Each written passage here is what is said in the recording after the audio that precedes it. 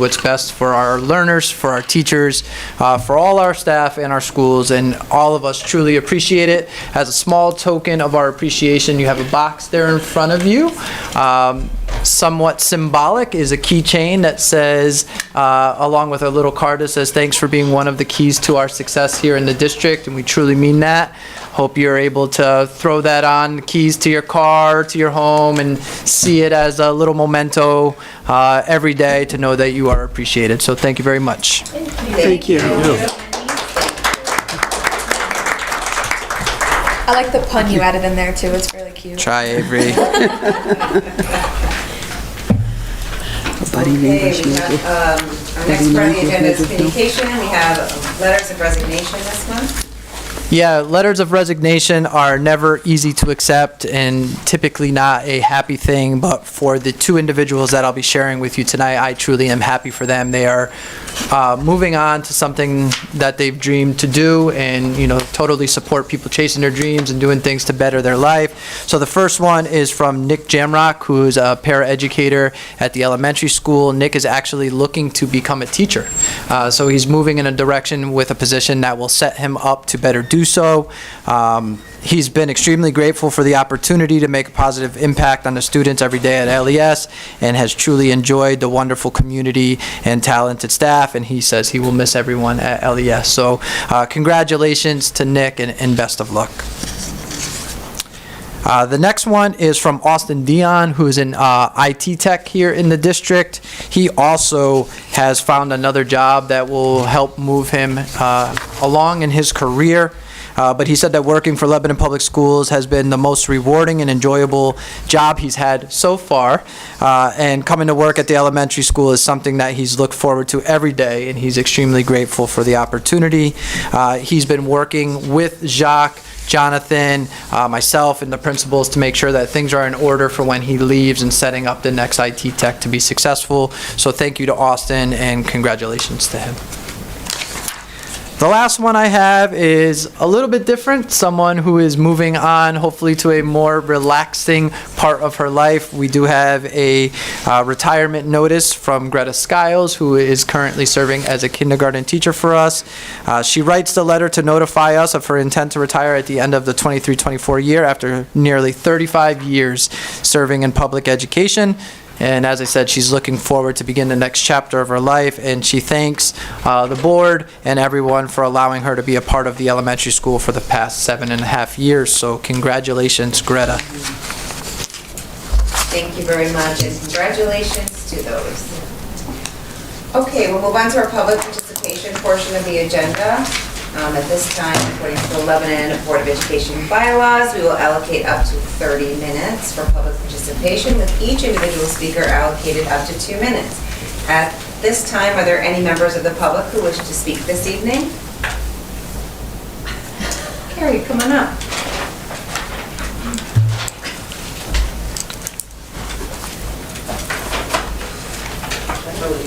Yep, push it away from you. So the line goes down? Good. Wonderful. Carrie Schwartz, 83 Levita Road. We are just here on behalf of the Lebanon Elementary School PTA. It is Board Education Appreciation Month, for those who didn't know. So we just came to appreciate you and brought a little token from a local house/farm in town. They have some homemade honey and a little dipper and some tea, so you can relax a little, hopefully, this Sweet, thank you. So thank you all from the PTA. Thank you.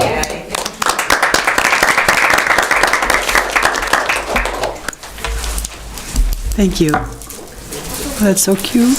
Thank you, thank you. Yes, please speak. Yeah, don't do that. No tripping. Oh, yeah. See, if you wouldn't have been here tonight, I would have stolen yours.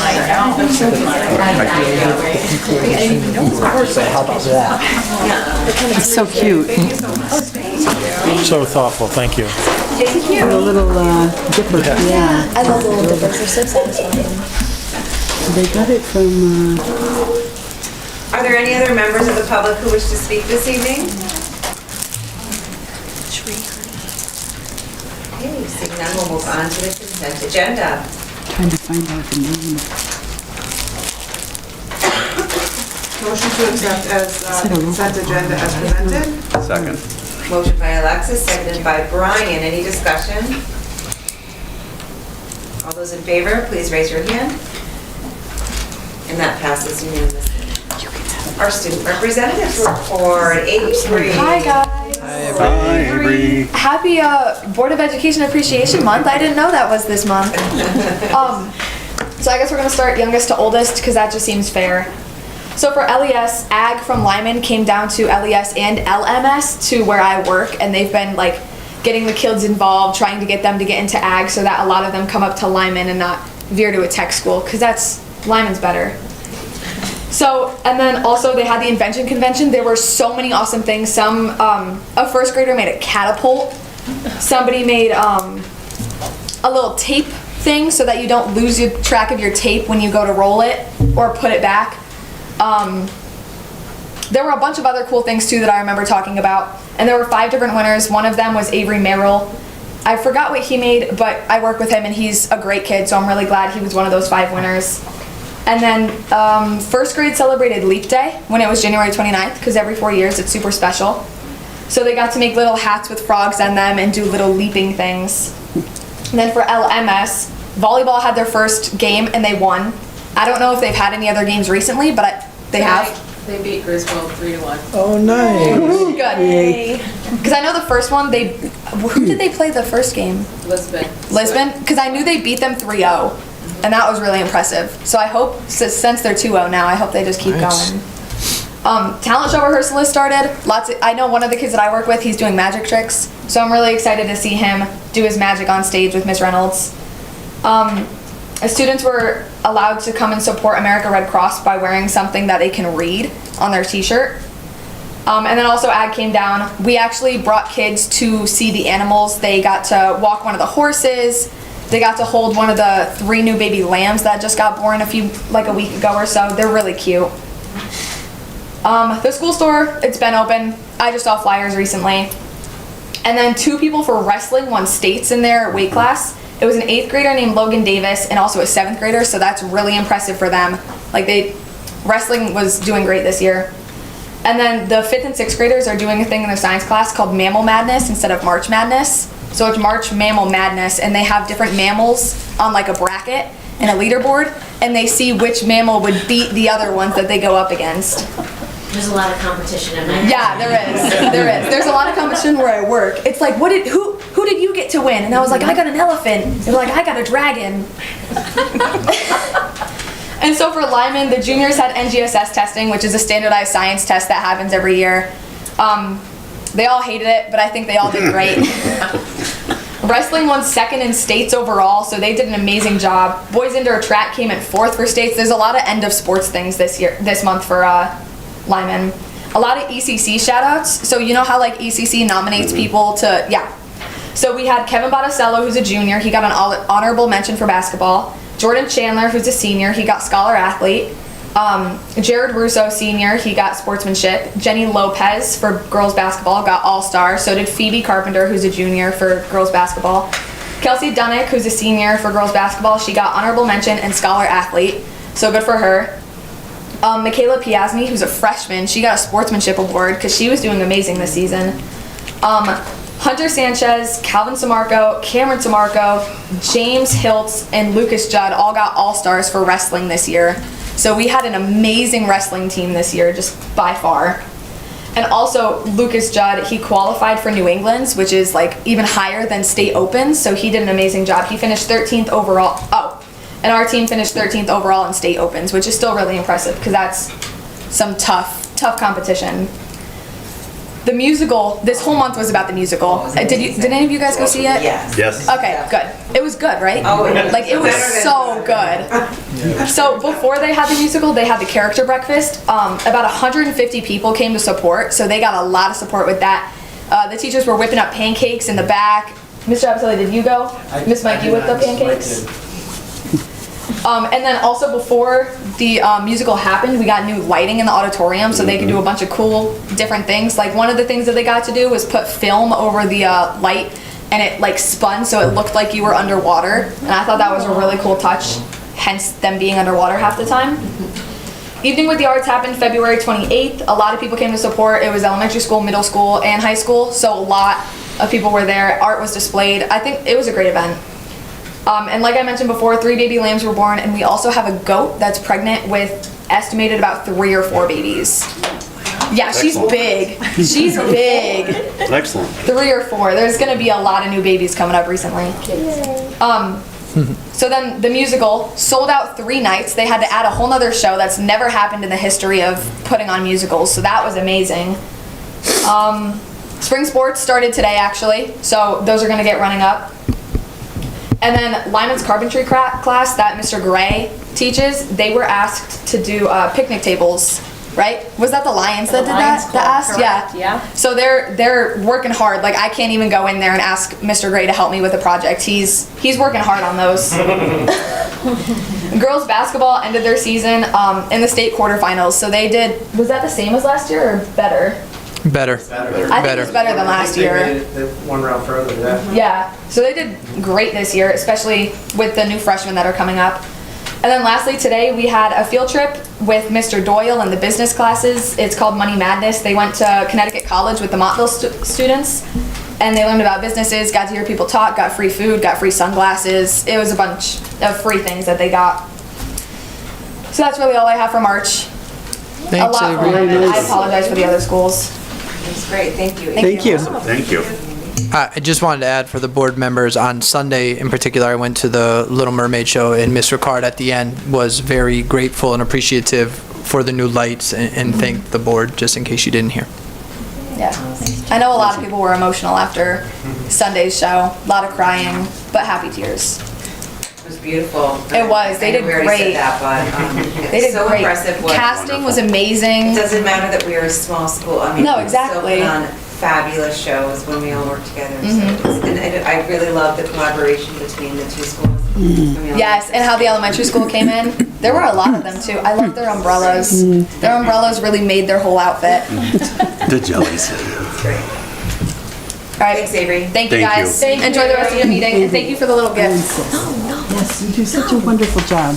And you're one of us. Oh, wait, Mr. Axelli, do you want to add what? I'll talk later. Okay, We all have right. an update. All right, Thank you, we'll guys. move on to I our insist. reports of I our insist. committees. Brian, do you I want to insist. start? Sure. So policy, I talked about last month's policy last month. So this month's policy meeting was held just before the meeting. We dove deeper back into policy 1007, which is the use of school facilities. The Superintendent Gonzalez went over the 4 sticking points, really, use of classroom, how communication materials are distributed, the amount of communication materials that go out, paper versus digital, and then that this communications don't currently say that they're not school sponsored. So we had some discussion. I think we came through a few of the areas, but a couple more questions came up. So next month we'll continue and hopefully come through a few of our issues on this, and then also add a distribution of materials policy to review and our open house policy as well for our next policy subcommittee. Thanks, Brian. Any questions? All right, thank you. Nicole, facilities. No report for this month. Danelle, curriculum. So we met this evening at 6:30. Rita did a great job summarizing what we talked about tonight in her report, but to go over some of the highlights. Professional development updates for February and March included professional development regarding restorative practices, attendance, social studies consultation, the paraeducators had training. For reading updates, she informed us of our progress with the new programs and informed us that the state has offered even more options, and they are working very hard on coming up with their choice by May. Next was the ELA Lyman updates, and we got a stack of books to look at and review at the public library starting tomorrow. As per policy, this is for the graphic novel elective that we approved, as well as the animals and nature class. Those teachers have been doing a fantastic job reading all these books ahead of time and working on the curriculum and setting everything up to begin in the fall. So if anybody's listening and you want to check out some of these books, you should head to the library tomorrow. You can't check it out and take it home, but you can stay there and browse them while you're there. And if you have any comments or objections, send me an email. Great. Thanks, Janelle. Alexis, negotiations or sequence? No report for either. Andrew, climate and culture and enrollment? No report for this month. Rachel, finance. We met this evening on the 2023-24 budget. We have a special education is continuing to change and is always going to be our biggest unknown. There was an outplacement for a current learner that needs to be adjusted. We don't know if that will be a negative or positive impact on our budget. And we have a new outplacement learner that will need to be added to the budget. We're approaching the end of the year, so we may need to provide some tutoring to students as well. Concerns were brought up over budget transfers. We still have 3 months to go, and but we are, Superintendent Gonzalez states that they're looking at them being very cautious where the spending is occurring. The tennis courts was brought up for, it is not in this year's capital budget, but any cracks that have occurred over the winter we can repair, and it's not going to affect the interference with the season. And for the 24-25 budget, we did, Superintendent Gonzalez received one email from Board of Finance. They were specifically asking about cost of education per student and the cost of the out-of-town students coming into Lyman and those differences. So Andy emailed them back with those figures along with detailed explanations of what that entails. And then, good news, Martha has confirmed that we are contracted for heating oil, gas, and diesel, and the contracts from July 2024 till June 2025. And they're also in the process of changing insurance back to Anthem, which will save us, not a significant number, but some savings this year, but next year the jump would have been a lot higher than it will be with this new, with now being under Anthem.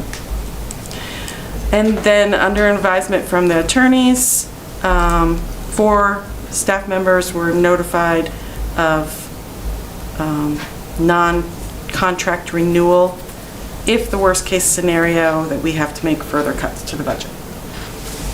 And we'll talk more about that later in the agenda. Any questions from Rachel? Thanks, Rachel. I just want to add on, in case you were not there, I know most of us were at the Board of Finance meeting, we were able to go, but Andy did a fantastic presentation for the Board of Finance. It was very well received. I feel like there were some really great questions, some positive feedback, some really thoughtful questions that were communicated to Andy even ahead of his presentation, so he's even able to, address those even just, with the digital presentation. So I thought he did a really great job, very clear and efficient. Even though I know they are asking us to do it in a very short amount of time, it's not really feasible to do in order to really explain the needs of our district right now. So thank you. I think you did a nice job. Thank you. Okay, thanks, Rachel. Dawn? Yes, sorry, superintendent evaluation. No report. Okay, thank you. All right. We have some presentations for us tonight. The first presentation is an EASC update. Yeah, so Jay and Sue will come on up. The high school has been extremely busy over the course of the year, working very collaboratively to prepare for our NEAS visit. Because it is such important work and it's been such a team effort, I thought it'd be great to get a brief update from Jay and Sue on how the progress is coming. So this process quickly started back last May we had to go to, it was a video presentation. We had to get some members of our teachers, they're called the steering committee, and those members of the steering committee are Zach Johnson, who was part of the play, Allie Fryer, who was also part of the musical, and Melinda Flanagan. So they're our steering committee, they're our teacher reps that are helping us compile all the information that our teachers are working on. So we had a special presentation in May. We come back to school in September. Our NEASC representative came to our building and did a presentation for all our faculty on what this is going to look like. So kind of like gave everyone their charge. So we have professional learning communities, PLCs, that meet during the school day, and their task this year so far has been assembling a standard. So we have 5 of them that meet during the school day, and each one of them was given a standard to work on. And that was their responsibility to find the information, assemble a report, and then the last stages that we're in right now, the steering committee, we're going through the reports, and then we're bringing them to our staff to vote on, and that will be our report, self-report that goes out to the NEASC, and they will come back April 22nd and 23rd. They'll actually be here and talking to us about that. From that document, we are going to pick 3 to 4 areas to focus on for the 2-year visit that'll happen in 2 years. And it kind of, it gives us it gives us the focus, it gives us an opportunity to pick what we think will really benefit our school. And again, the teachers are identifying those areas of focus within all of their standards. They're identifying like the great things that we're doing and the things that we want to do better. So we're going to pick from all of those things that we'd like to, get better at, just 3 to 4, because they said if you pick 10 things, you're never going to get better on them in 2 years. So find 3 things that you really think would make Lyman Memorial better, and let's put all our focus in on that. And they, they would help us with that focus. I'll just add that we're going to tie it into the strategic plan that we've all been working on, so that it all fits, and then with our goals next year for everyone here, so it should blend very nicely. Great. Any questions? And one quick thing, I have a great recognition for next month. We had a student who was selected to the FBI National Academy Youth Leadership Program. More information will come because I don't want to spoil it now, but there's 1 from each state. That's huge. That is huge. That's huge. So that would be a great recognition. That's it. What do they call that? A teaser? Teaser for next month. So cool. Awesome. So some of the things that Jay and Sue were bringing up really segue nicely into the next presentation, which is on our district goals and how they've filtered into our building goals and how all of our departments and teammates are working on them. And as Sue mentioned, with the NEAS stuff getting filtered into and focused on in the strategic plan, that's how we work as an administrative team. We look at the Board of Ed goals, we look at the strategic plan, we look to pull 3 to 4 things, as Jay mentioned, that we feel can have high impact to make our district better or that are targeted areas for improvement. So that's where our goals came this year. When you look specifically at the Board of Ed goals, in that first bullet, it talks about that continuous improvement. That really ties nicely into our data analysis goal. When you look at the second bullet, sense of belonging is exactly the focus of one of our district goals this year. We're really wanting the kids, the staff, everybody to feel a part of our community, of our learning community. And the fourth bullet down, when it's talking about proud, effective, accountable leaders, that gets into our voice and choice. So we really looked, and I hope you can see vividly the through line that we have from our Board of Ed goals, the strategic plan, and then into the district and building goals. Rita. Okay, So here we go.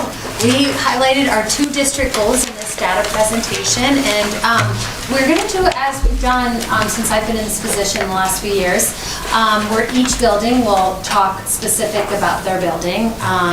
And so the first section, though, is more about our social emotional needs. You can see our district goals. The school community will provide a safe, positive, respectful, and inclusive culture that demonstrates a commitment to diversity, equity, inclusion, and belonging. And so with the DESA, that helps us target this goal specifically. Dawn will talk about that in regards to the results, as well as the steps that we can take to address the needs. Yes. Yes.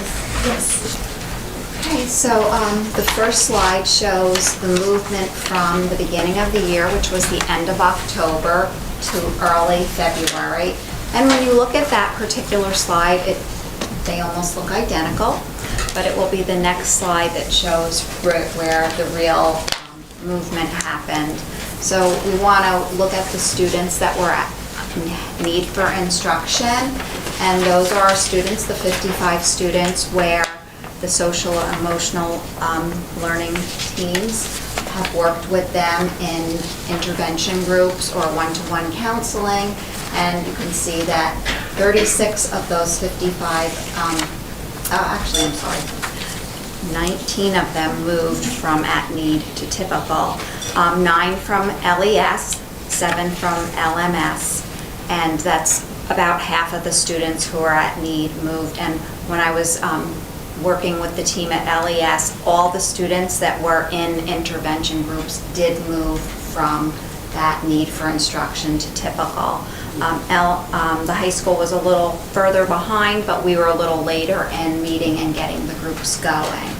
And we can also see that there were some shifts from typical to strength, and that is our Tier 1 interventions that are going on in all of the schools that support that movement. So the next slide shows the positive things that we saw is that the growth in students with strength rose 13%. Again, that's our Tier 1 instruction. And the students from need to typical was 35%, and that represents our interventions. Some of the challenges we saw is this year we introduced the student self-rating at the high school, and there was a difference in the need for instruction with the students representing 39%. 39% of the students felt they were at need for instruction versus the teachers only recognizing 6% of the students. So we kind of had to dig a little deeper to reach out to those students to see what's going on. And we again this year saw some of the students moving from typical or strength to need, and that was 5%. But as the school year goes on, the demands increase. What was really nice with the next steps is right now when I met with the building level teams, that not only were we looking at adjustments for using this data for right now, students that need instruction, but they're already looking at next year, how to build the competencies into Tier 1 and how to front load the interventions. And an example is in the elementary school, the kindergarten had in-class interventions, and rather than waiting until the end of October, early November, when we have this data, to start the year in the kindergarten class, providing that, those interventions. And that's what we have. Okay. Thank you.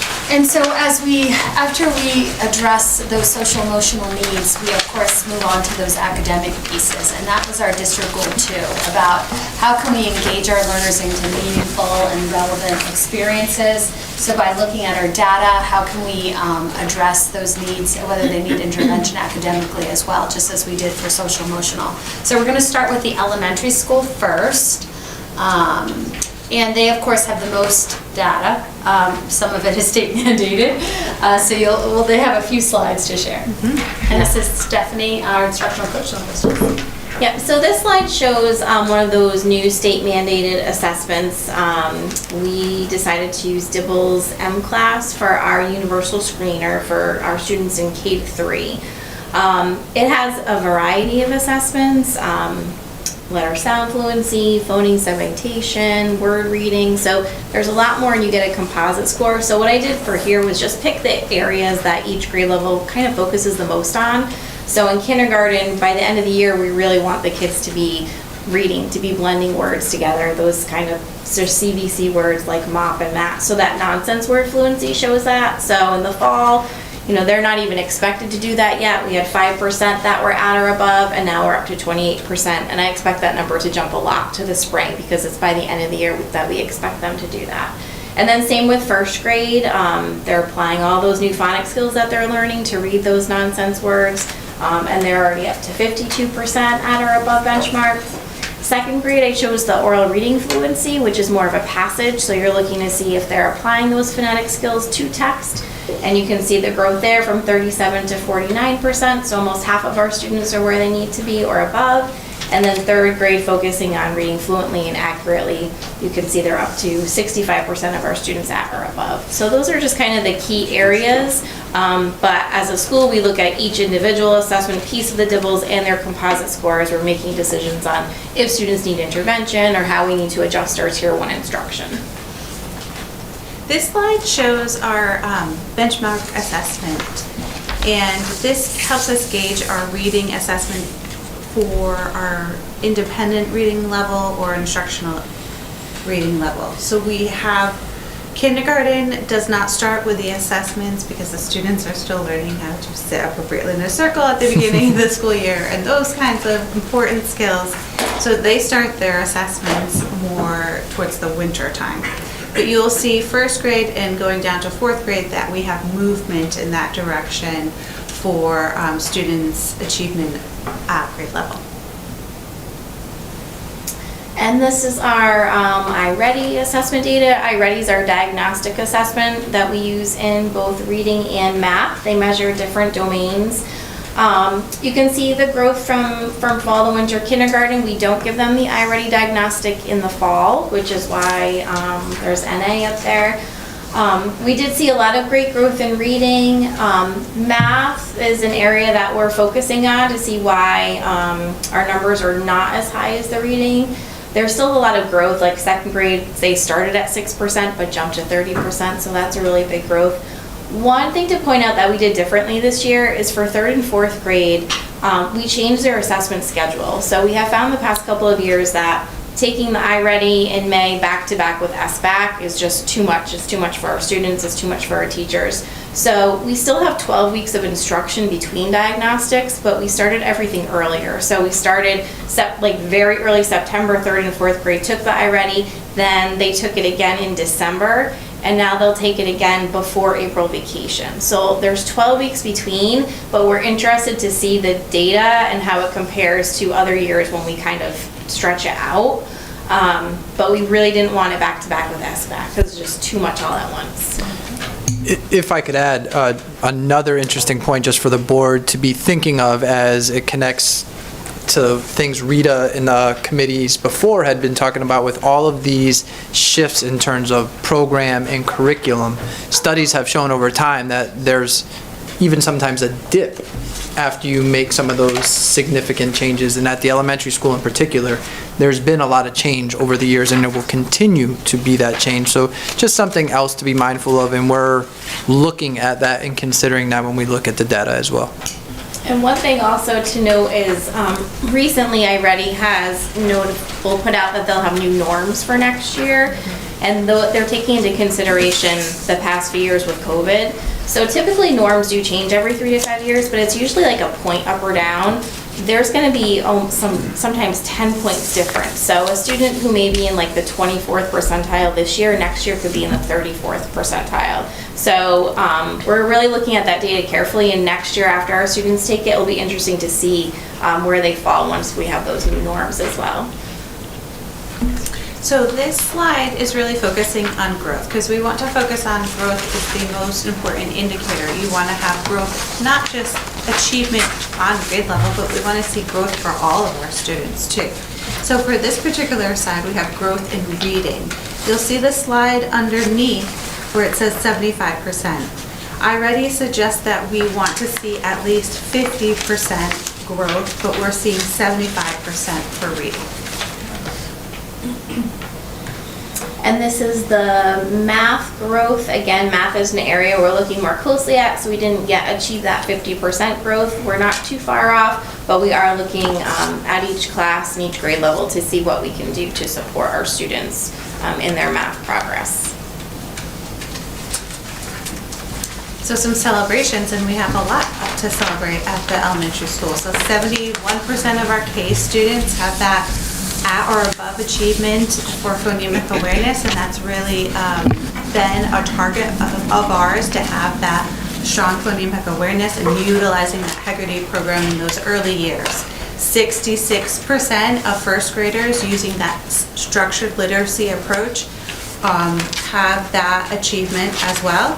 54% have the at or above grade level for vocabulary, and vocabulary has been another target of ours based on last year's assessment data. 49% of fourth graders at or above for comprehension skills. 75% of our students in grades 1 through 4 have met their typical growth. We shared that slide with you, and some great achievements, and 42% for students in growth for math. So some of our takeaways are we're continuing to utilize our MTSS meetings every 6 to 8 weeks to determine which students, based on the data, may need some additional Tier 2 or Tier 3 interventions. Teachers are starting to explore the Tier 2 interventions that the M-Class DIBELS program offers. It's an assessment, but it also provides us with intervention materials. So we'll be diving into that even more next year, but they're starting to just kind of look at that and see if they can use those materials. We've been focusing on structured literacy in our K-2 classrooms. We are piloting a phonics program called Magnetic Reading in grade 1, so really looking carefully at that class that's piloting that. But a lot of the first grade in general has worked really hard to follow that structured literacy approach, to follow the science of reading, and we're seeing lots of growth with that. We have some coaching cycles coming up to target that math planning and that math instructional time to see if we can improve those scores between now and the spring. We're going to be focusing next year on more explicit Tier 2 instruction and Tier 2 assessment as needed to really make sure that we're meeting our kids that are just starting to fall in a more proactive manner. And our 3rd and 4th grade, they're utilizing the state's IABs. The state has put out some updated IABs and updated ways to use teacher resources on their state site that we'll be looking into next year as well for 3rd and 4th grade. Thank you. Okay, thank you. The middle school is next, and they also, as you know, have the iReady diagnostic that goes all the way up to grade 8. So that's been their focus, and Chad's got a couple numbers he wants to share with you. Sure, let's do this. I can be Vanna. All right. How you doing? Good. So yeah, looking at a comparison to the fall and winter iReady, you can see 5th grade reading went up 11%, math went up 17%. In 6th grade, reading went up 5%, and in math, it went up 13%.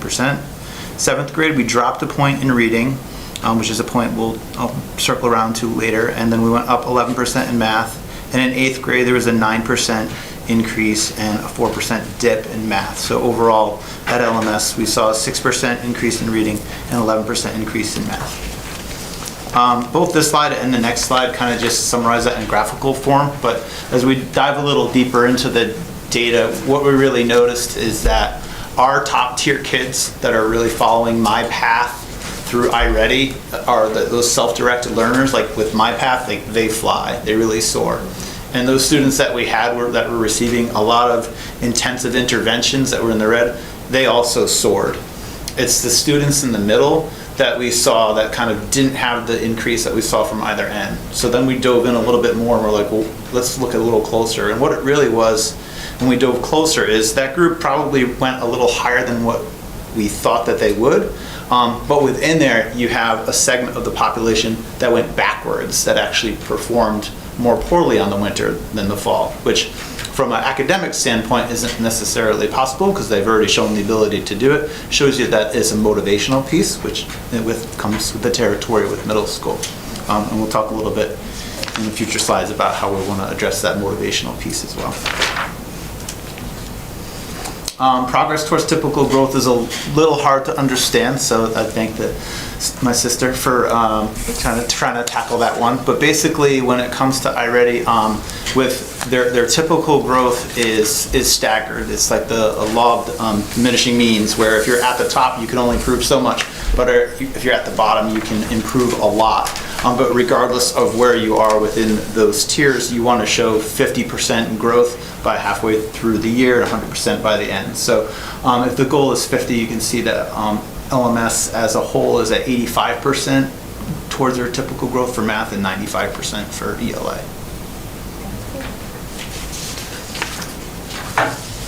So in summary, grades 5 through 7 in math had gains from fall to winter. 85% was our median that got towards their growth goal. 47% of all students are on or above grade level at the mid-year, which is an increase of 11% from the fall diagnostic. And in reading, grades 5, 6, and 8 saw gains in reading from fall to winter, and 95% were showing typical growth, and 53% of all students are on or above grade level, which is an increase of 6%. So a few things that we're working on to try to address it. We've stole from the elementary school, thanks again, Steph and Jess, MTSS Day, which is an opportunity for us to come together as a team by grade level with our interventionists, with our school counselors, and really take a holistic look at students. iReady, as I've described it, is our compass that we use to point the direction, but then we look at a lot of other things too. We look at attendance, we look at behavior, we look at their student work samples, or with teachers' anecdotal opinions of what's in class, and we create intervention groups. Now in the past, those intervention groups have really been limited to our reading interventionist or our math tutor, who essentially acts as our interventionist. But now we've cast a wider net, where now 5 through 8, every ELA and every math teacher, along with our interventionists, are all taking tier 2 groups during MTSS time. So that's going to allow us to target specific skills depending on what group we put in, and it's going to really allow us to tackle that middle segment that I referred to when I said there were people within there who didn't show as much growth as either end. So our tier 2 groups have ballooned significantly. We've taken a little closer look at tier 1 instruction, particularly for like 7th grade reading, which is an area that we saw a dip. 7th grade reading is is that tricky one where we have teachers who are not typical certified reading teachers who are teaching a reading class. And so now we're taking a circle back. We had them in with Gary from EastCon, giving them a little 1-hour PD about some very targeted, very specific skills that they can address with their kids that's still related to the content that they're covering. So our science teacher is teaching reading, but they're teaching scientific literacy. That I felt was really well received by the teachers, and we're going to be following that up with them in team meetings to continue to push that forward as well. Let's see what I forgot. Yeah. All right. And finally, we have Lyman. Yep. And they have the least amount of data because, they have, one of the things where, if you recall, for junior year, they have so many kids are taking advanced placement tests and all the other kind of required tests. We have, just for this time, the PSATs, but we'll have more in the June presentation. Can you go to the next slide? Yeah. Okay. The reason I just want to go to the next slide, because it's like, it better shows you the numbers. So on the left-hand side of this slide, those are the PSATs that were taken last year, just so everyone knows. Grade 9 takes theirs the latest. They take theirs March, April. grade 10 and 11 would have taken theirs in October of '22. Just to give you a framework of where they came from. If you switch over to the right-hand side, you'll see grade 9. We haven't given them their PSAT yet. That's coming in April. So we can have that information filled in there. But, if you take a look at grades 10 and 11, that corresponds to last year's grades 9 and 10. So you can kind of look through there and see how they did. If you look just straight across at the numbers, our students did in grade 10 outperform the state. ERW is evidence-based reading and writing. That's kind of like like they would call that like the English version of that. So you can see how much further along we were than the state on that. And then the math portion, you can see again how we compare to the state. The interesting thing on that one is if you look backwards to grade 9, their average was down a point. I guess it would be like an interesting discussion point as to why that may have happened, why they may have gone down. And if you look at grade 11, again, you can see how we compare to the state. And then if you look actually like to the left there, you can see last year the state average for the PSAT for like grade 11 was 478. And this year the state average for the PSAT for the evidence-based reading and writing was 466. It went down. But our kids went up. If you look at last year, they made gains, while it seems like the other juniors in the state. If you look at last year's juniors and this year's juniors, didn't perform as well on that. If you look, there was one area, grade 11. So our current juniors, their average math PSAT score was 1 point less than the state. One average point less. What we're hoping, again, when they take this a week from tomorrow, they're going to be taking this a week from tomorrow, that again, the incentives for not having to potentially take a final exam, if they meet benchmark or they improve their score by a certain number, will be enough to bring that up. And again, that incentive, and again, I know from even talking to my own children who are both taking these, they tried really hard because that was their thing. Like, if I can get out of an exam, like in math, like that was a good motivator for them. We actually had 49 students that qualified that they didn't have to take their midterm exams because they either met their percentage growth goal individually, like you were saying one of your children did, or they met the state benchmark. So that was a goal, and they were trying very, very hard, and 49 of them actually succeeded. That's awesome. It's wonderful. Yeah. So, some of the celebrations we put on there, that in grades 10 and 11, on the evidence-based reading and writing, they did outperform the state, both of them, both grade 10 and 11. Grade 10 outperformed the state on math, and grade 11 was 1 point off on that. Classes, that is a goal for our teachers, is to work on trying to help students perform the best that they can. Because remember, this is a part of our school report card. This gets reported. We get points based on how they did, how the students do on this. And we have one of our science teachers has been working really hard with his students, preparing them for NGSS, which you heard was maybe not well received in terms of how much they enjoyed that test. But just so that like they put a lot of emphasis on doing well on those kinds of tests, getting the proper practice so that they know so they can show what they know. I guess that's the biggest thing. Like, if you know what's on the test, you can show what you know. We don't know necessarily what's going to be on there from year to year, what the emphasis is going to be, but we want them to at least be able to demonstrate that the courses the stuff that they've been doing here, translates to those kinds of tests. So takeaway, good. Yeah, wow, you're really good on that. You're just trying to move me along. I get it. You're trying to move me along. So, everybody is doing that. Like, that is part of all teachers' goals. And I know it says science, doing that specifically.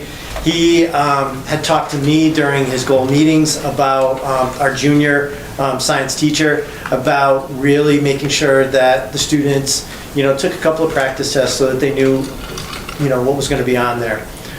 We did put something in here about our Smart Pass system. I don't know how much you've heard about that, but this pass system, students will, there's one back there, there's Chromebooks in every classroom, every room, including the cafeteria.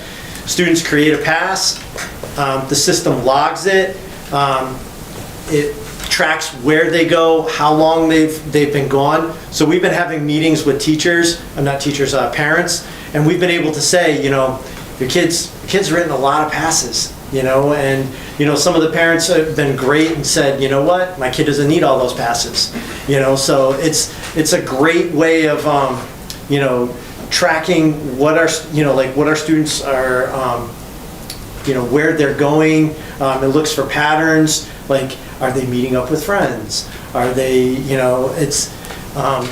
it's been a great system, and it's been really helpful to us. I mean, some kids have said it's too much of a hassle to even write a pass, so they don't even go and, they don't leave the class, which is great. Stay in the class and, learn, and then Old Chromebook. what's that? Old Chromebook. Yeah, they're, They clarified that. yeah. And then, our PLCs, they're doing a lot of work in PLCs. You heard about the NEASC work that we're doing, but they're also, they're also having great discussions about data. And the great thing about going through the NEASC process is you are now looking at lots and lots and lots of data. And, teachers have been filling up like Google folders full of data for their standard that they're working on. But it's led to some really good discussions. And you heard NGSS was already been taken. We have 2 that are coming up. SAT next Wednesday for the juniors, and grade 9 in April. And that's about all I have. Just add the portrait of the graduate and our senior culminating activity, because that's a big one for us at the high school, how, our kids travel through Lebanon, and when we produce a final product, they need to, portrait of the graduate, reach all of the dispositions. They put together a very large project, and it takes over a year for them. And we're improving it each year, just tweaking it a little bit, and we're going to bring it down into each of the grade levels, so it's more, a little bit from freshman year, a little bit from sophomore year, and by the time they get to senior year, they'll be good to go. And I mean, it's like, I got the chance to sit in on a senior project today, and it was cool seeing that, how, each slide, there was like 20, the student put together like 20-something slides, but 6 of them were directly related to Portrait of a Graduate. And this student said, this is how I met my, I met this, Portrait of a Graduate pillar. And, there was like multiple, like he gave multiple sources of evidence, like for each one. It was really cool to see. And, I really, that's something in senior year. It's stressful for the kids, but it's, when you look at how proud they are when they've completed that project, it's really cool. It's really cool. Thank you. In the past, we've had a couple of seniors come and share their projects with us. I'm not sure if that's something you'd be interested in. I would ask around. I would certainly do that. I would certainly. That was awesome. Yeah. So I know this is a lot of data and a lot of information all in one short comprised time. So please, that's why we gave you a copy. Feel free to look at it in more in depth. If you have other follow-up questions, don't hesitate to reach out to me. why do we do all this data? Why do we take the time? I think this slideshow, I went to a professional development, and it's one of my favorite slides. It really reminds me of the purpose of why we delve into deep and all the importance of the different people that, when you take the time to look at the data, how everyone's impacted and what they can do. And so, right, when you have the teachers understand the data, they can support those learning. You guys, when you hear about this information, you know what resources, when we come and advocate for things in need, you can kind of see where we might need more supports. And so, of course, the parents, when they know this data, tomorrow I'll share with the staff this entire presentation for them to look at a little bit more deeper, because they only see it from their building level, but I think it's so important for staff to see across vertically what's happening in the other two buildings, especially when I was an elementary teacher by heart, so it's always neat for me to see like what's happening when they go on. And so that will be shared tomorrow. I also, we start this presentation about a month ago. Honestly, it takes about a month or so. Big thank you to the administration, as I harassed and we met every week about this. And the instructional coach, Erica, it was her birthday today, Erica Strong, but she did also put some input into these slides, so I do want to, say a shout out for her as well. So again, any questions, just reach out to me. Or if you have questions now too, you can ask too. Can I ask a question? Yeah. So the middle school, I know Chad hasn't been here, this is his first year, but traditionally, did we give iReady last year as well? Yes, first, yep. Okay, and I don't remember the results being this low last year. I think they were a little bit higher. What do you think is the difference between those 2 years? I have to look at the data from last year. I'm not sure how much of a dip. Do you? I can look at that and get back to you. I don't know how. Compare grade level to grade level. Yeah, okay. It's easier for us to look from cohort to cohort too. Okay. Because I know you talked about motivation and definitely working in a middle school. I know that those kids just hate taking these kinds of tests, and they don't really see the value in it, and they don't really do their best sometimes. Yeah. Is there like any incentives that you give the kids to like do their best? Or certain grade levels especially? We have quite the plethora of incentives planned. Yeah. My main focus is on intrinsic incentives, because I think that's more important. So the teachers, we have some goal setting forms that we're going to be using with the students. And then also some checklists at the lower grades, like 5th and 6th grade, we use these checklists, or at least during NGSS, we'll do it for like how they best prepared for it, all the way to some extrinsic. The big one that's being pushed around is to set a goal score that if the school achieves it, I am allegedly going to be camping out on the roof of the school. So we're pulling out all the stops as we approach test season at LMS. Okay, thank you. So I have a question. So SATs, I'm hearing now, that some colleges and universities are no longer requiring those for acceptance. Or Yale reports that now they're saying you must have SAT scores to get in. Just curious about that. Is it a trend? Is it, what's your take on that? Jane and I were just talking about this. The New York Times just came out that a lot of the schools are going to start requiring them again. Mm-hmm. They're saying that there's a analogy to, they're saying that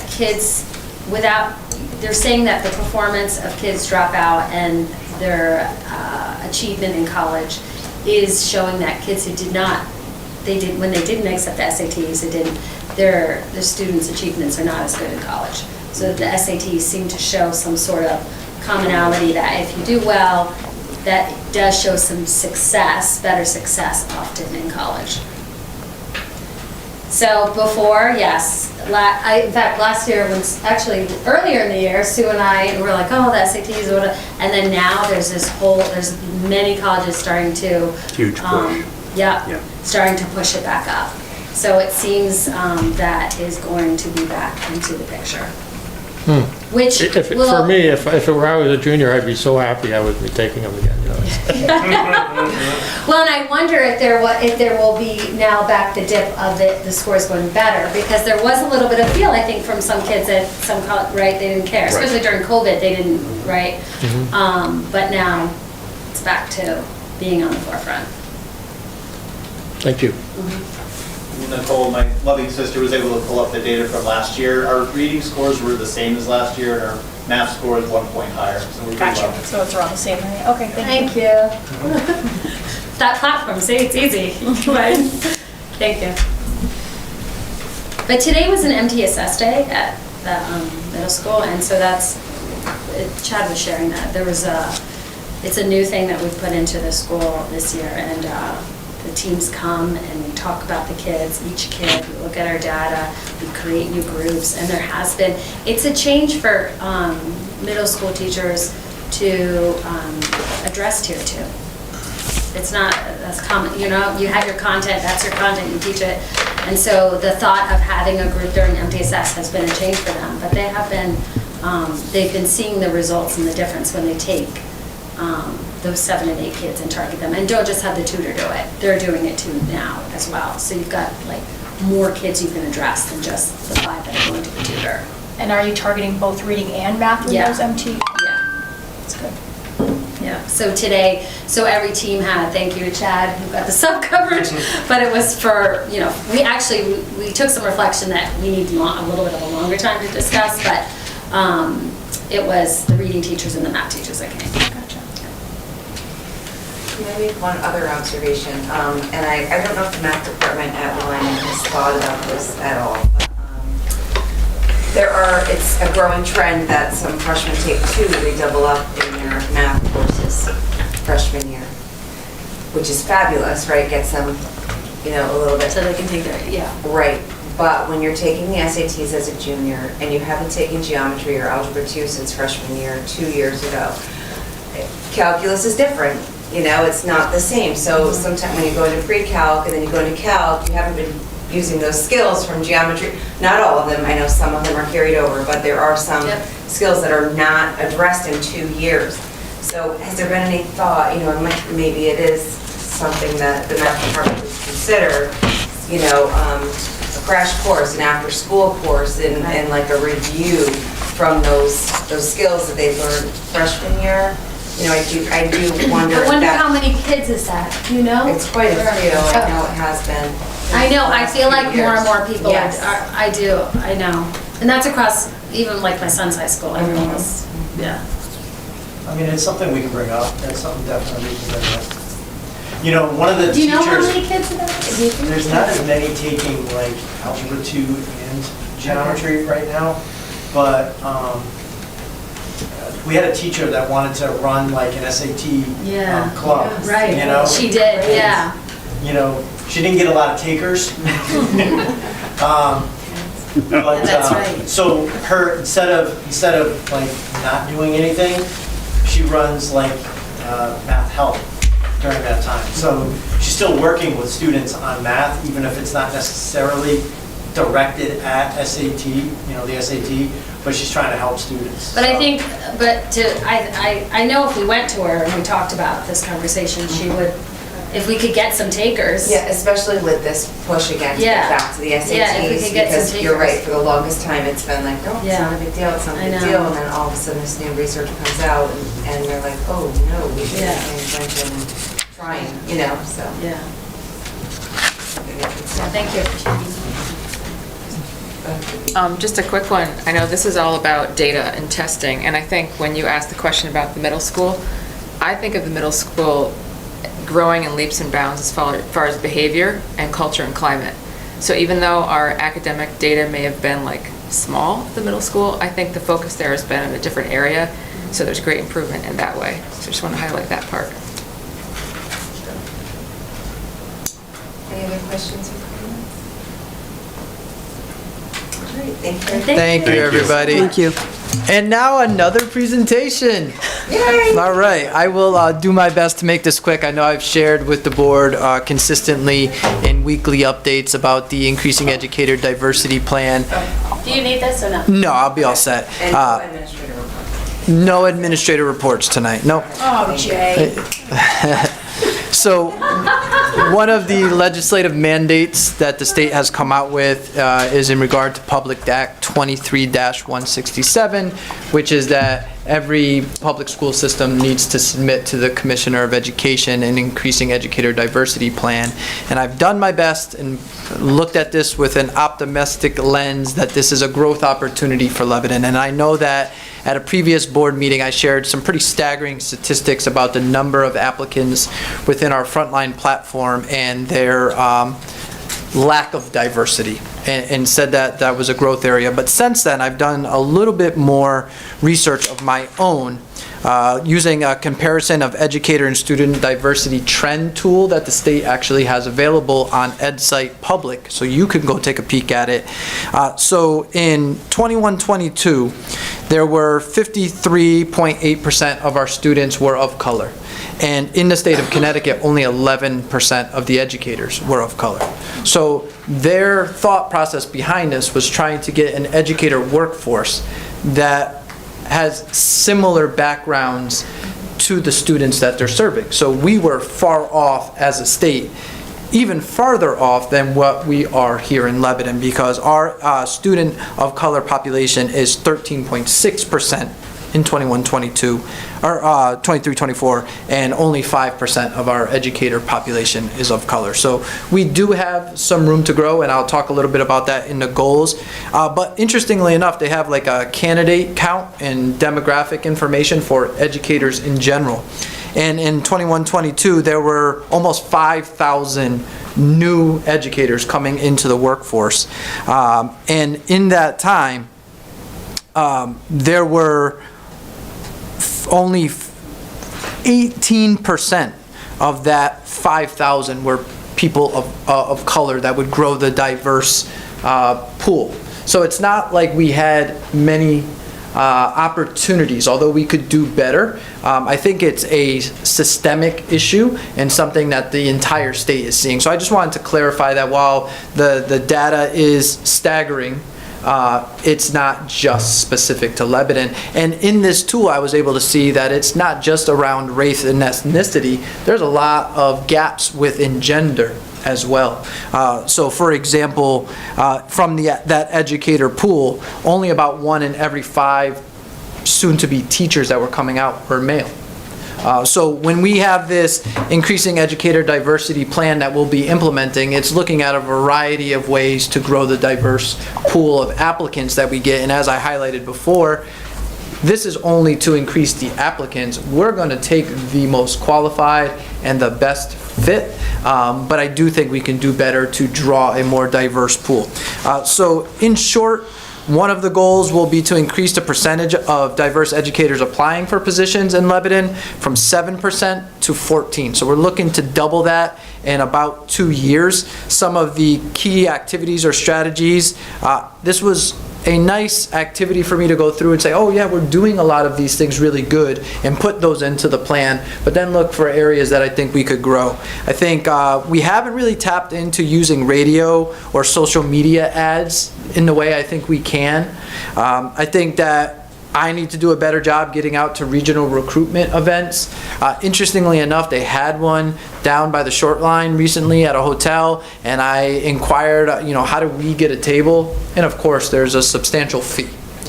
So while I'm looking at this with an optimistic lens, it is a mandate that would potentially have funding implications to go along with it. If we're doing radio ads, sure, there's a fee. If we're going to these recruitment fairs, many times they're charging a fee. And something that I didn't even really have too much of an opportunity during the busy course of the year to talk with Rita about is trying to maintain and increase partnerships with colleges and universities. But in this tool, it's interesting, they even break down the universities and who and what they are sending out into the workforce by gender, by ethnicity, and even the schools are facing the same challenge that we are. So that was the first goal. Second goal is around training for our hiring committees, really working to have some implicit bias training that everybody has before being a part of a hiring committee so that we can make sure our practices are the best they can be. So we currently already have them signing confidentiality agreements, and we have questions and application processes that we feel reflect best practice, and we use a rubric-based scoring system for almost all of our positions. Those training modules are the big missing piece, that we got to find a platform that this can be done in an efficient way and in an effective way so that our teams feel best prepared for what they're going to engage in. The last one is around retention. I know we had some letters of resignations. We want to try to aim to have 90% of our non-tenured staff be with us year over year. Rita's done a great job of providing some informal training to go along with the formal training.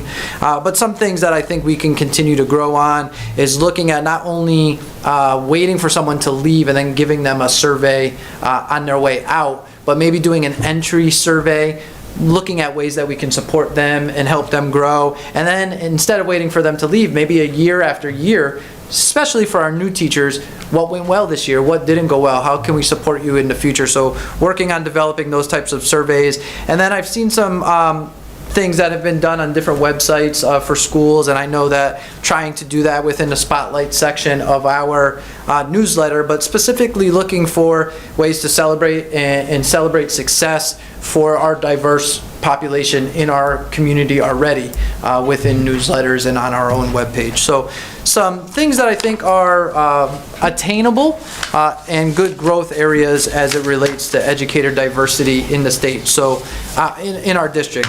This plan did not have to be formally approved by you, but I felt it was important for you to know where we're headed. And I have until March 15th to get it on the state site. So I'll be busy tomorrow and Thursday getting it there. And then whenever I receive feedback from the state, I'll bring it back to you if there's any changes that need to be made. Any questions about the Increasing Educator Diversity Plan? Although it doesn't need to be formally acted on. It is an action item this evening, just to give our formal blessing. Okay. Thank you.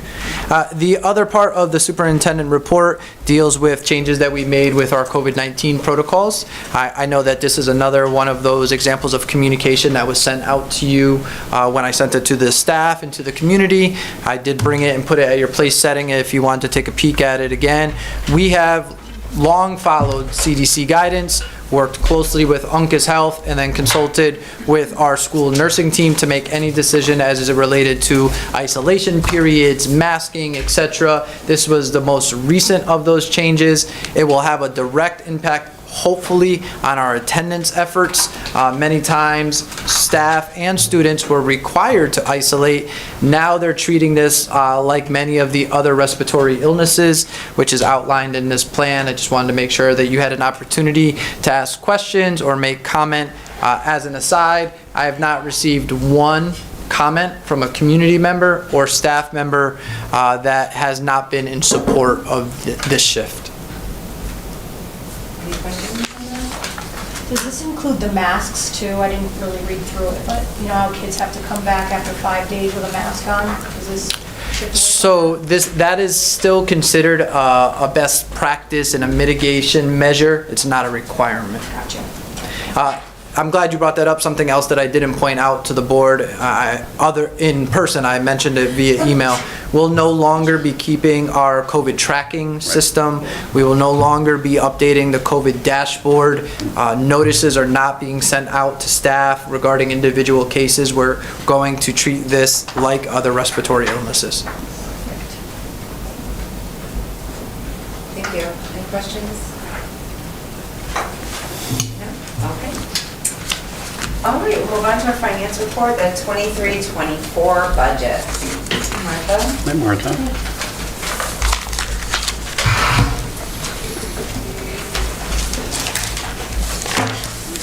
So Martha has put together the monthly board report for you.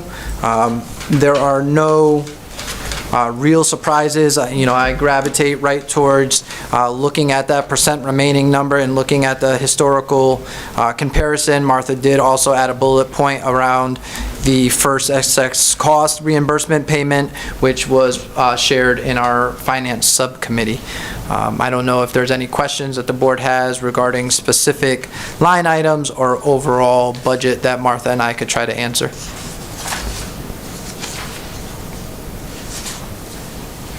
Anyone have any questions? I get Rachel answered a lot of them in the finance committee. All right, we'll move on then to non-lapsing. So one thing that I do want to point out, that this balance is off from, there was a $31,000 purchase for, or allocation to purchase the Lens software. That was done during the transition of business managers and when we had some outside consultation. So that is something that did not make this spreadsheet, and it's not reflected yet, but will be in the future. So the true projected balance is actually 91,000, not the 122. Okay. Okay.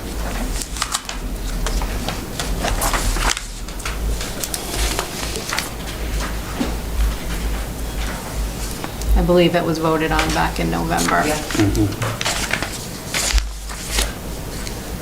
Does anybody have any questions regarding that or anything else with non-lapsing? Yeah, go ahead. Martha, just how are you and how are you? I'm good. It's a big learning curve in a lot of areas. I came from a private college background, so, going into the public sector, it's a whole new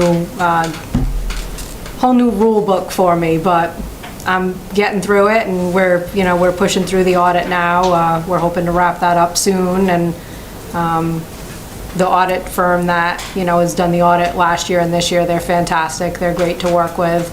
It's wonderful having a firm like them to work with. Good. There's a lot of other little things that go into the job, and still training a new person to replace the role I was doing. So that's also very time consuming, but we're getting through and we're having a good time doing it.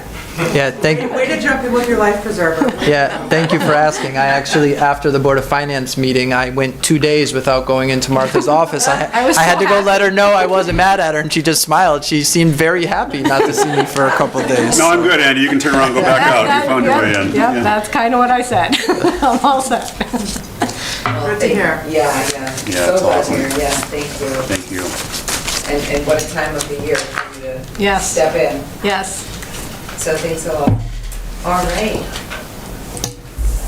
We have some new business. We have some policies. Anything you want to add about those? No, just, I would like to ask a question about enrollment. Is it to do with the policies, the new business? No, but that's part of Andy's superintendent report usually, and we didn't talk about it at all. I was wondering if I can ask a question about it. Under new business? Or wherever, I just would like to know about enrollment.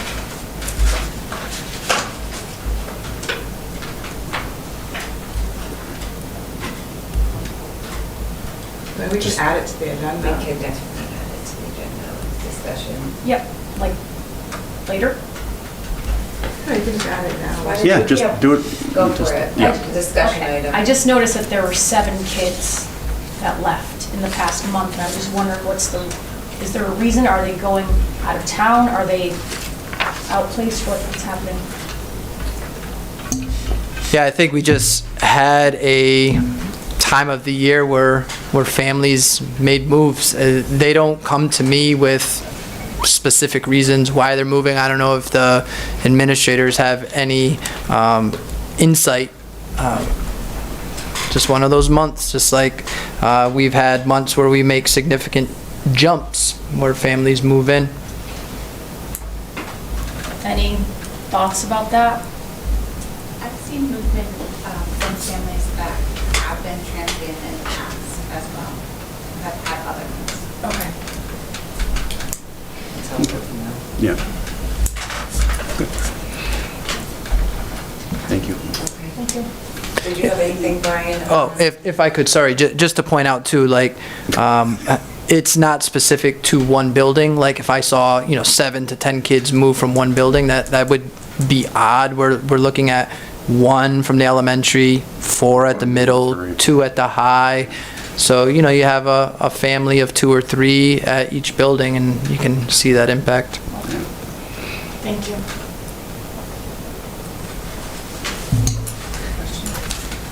Do you have a question, Dana? No, I'm just saying. No, it is a good question. There's Yeah. 7.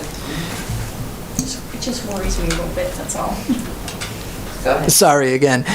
And also as part of the superintendent report, we did make a decision months ago not to have that be a conversation, but please, any of those questions, I'd be glad to answer them. And I know that we'll be talking in an ongoing way about enrollment efforts in our other subcommittee. Great. Thank you. Now we'll move on to some new business. We have some policies. Yeah, just 4 first readings on 4 policies, 505, 509, 10, and 4005. And we'll talk more later about the seconds. All right. Our first action item is to act on letters of resignation and retirement. We could do that together or separate. Motion to act on letters of resignation and retirement with regret. Second. Motion by Nicole, seconded by Danielle. Any discussion? All those in favor of approving the letters of resignation and retirement, please raise your hand. And that passes unanimously. Action item number 3, act on the increasing educator diversity plan Mr. Gonzalez presented tonight. Make a motion that we act on said diversity plan. Second. A motion by Brian, seconded by Nicole. Any discussion? All those in favor of approving the increasing educator diversity plan, please raise your hand. That passes unanimously. Action items number 4 through 8 are some policies, second readings of policies. And I make a motion that we approve action items 4 through 8. Policy number 4007, 5028, 5036, 9018, and 9022. I second it. Motion by Brian, seconded by Sherry. Any discussion? All those in favor, please raise your hand. That passes unanimously. Okay, action item number 9 is to act on the compliance of the Connecticut nutrition standards for the 24-25 school year. Hi, Alexis. Hi. Okay, so we are on page 47 for those who want to read along. Your hymnals. Okay, so motion is pursuant to the Connecticut General Statute, Section 10-21-5F. The Lebanon Board of Education certifies that all food items offered for sale to students in the schools under its jurisdictions and not exempted from the Connecticut nutrition standards published by the Connecticut State Department of Education will comply with the Connecticut nutrition standards during the period of July 1, 2024 through June 30th, 2025.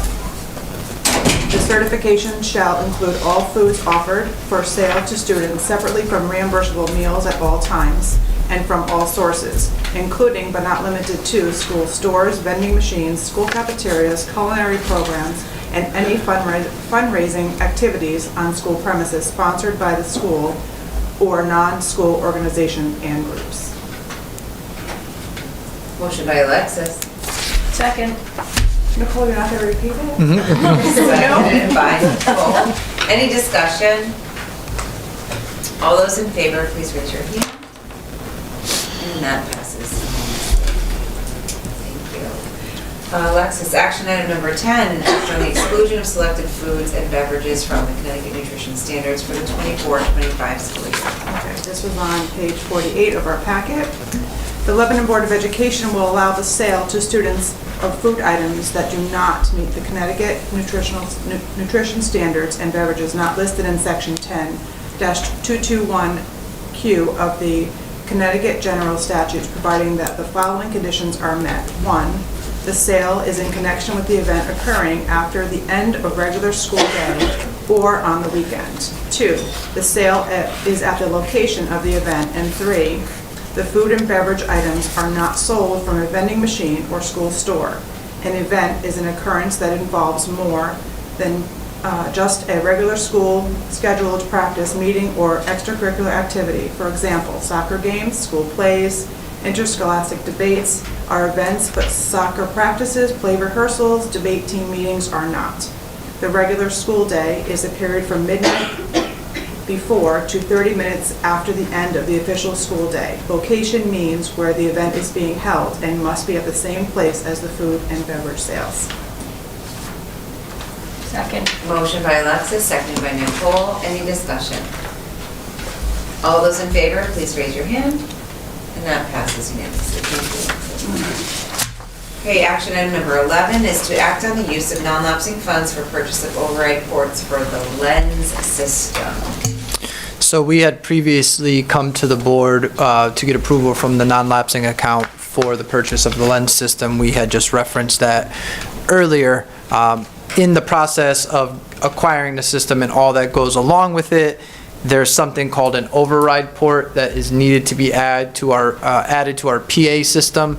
So in the event that there was an emergency and we happened to be playing classical music over the loudspeaker, when the emergency event was triggered, the override port allows the emergency notification to go through. Or if they were just making a typical school announcement and this happened, it would override that. So this is essential to this function, and we are asking that the board approve an amount of up to $3,000 from non-lapsing. Motion to approve the use of non-lapsing funds up to $3,000 for the purchase of the override ports for the lens system. Second. Motion by Nicole, seconded by Brian. Any discussion? Questions? All those in favor, please raise your hand. That passes unanimously. Thank you. The next portion listed on the agenda is an anticipated executive session. However, that was a mistake. We actually do not need to go into executive session to discuss the next, the non-renewal for non-tenured teachers. So we're actually going to discuss this in open session. Yeah, and for clarification purposes, the reason why the executive session is not necessary is we are not discussing specific personnel conduct or performance. This is strictly related to the budget.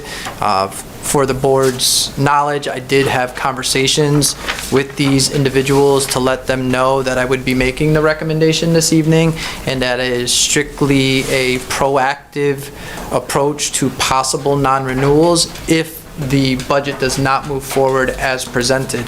The budget that I presented to you and that you adopted as the Board of Ed budget includes all staff members. This would be if we had to make additional cuts. As I've shared with you before, that would be extremely challenging, if not possible, without looking at staffing. So tonight, I'm going to read 4 staff member names that I am making a recommendation to the board for non-renewal, and hopefully we can come back in a couple months after the budget passes and we can rescind that recommendation. So the staff members are Adriana Alfiero from Lebanon Elementary School, Roberto Ortiz from Lebanon Middle School, Margaret Quinn from Lyman Memorial High School, and Sherilyn Cheravallo from Lyman Memorial High School as well.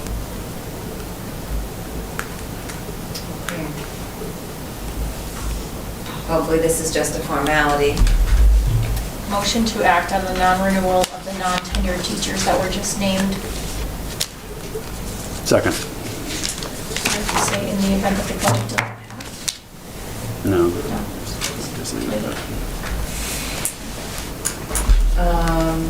I don't know the answer to that question. Any input?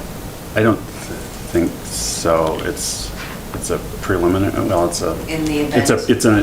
Yeah, in the event. Budgetary. I would feel comfortable saying that. I would put it in there. Okay. In the event. Okay, so let me Amend your motion. my motion here. Hold on, let's read it. Okay.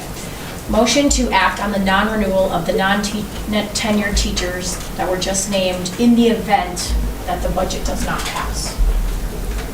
Second. Thank you. Motion by Nicole, seconded by Brian. Any discussion? All those in favor, please raise your hand. And that passes unanimously. Items for the next agenda?